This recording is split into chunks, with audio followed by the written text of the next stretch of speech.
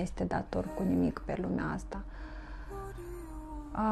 Nici persoana dragă pe care ai primit-o în sufletul tău, în patul tău și în viața ta. Nici măcar acel om nu ți este dator cu nimic.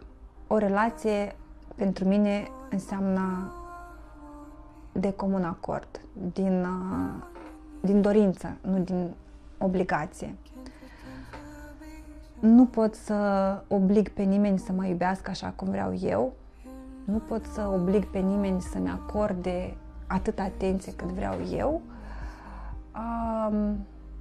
Trebuie să învăț să accept ceea ce primesc. Adică dacă nu mă mulțumesc cu cantitatea de afecțiune pe care o primesc, să încerc poate să cer mai mult, poate să ofer eu mai mult.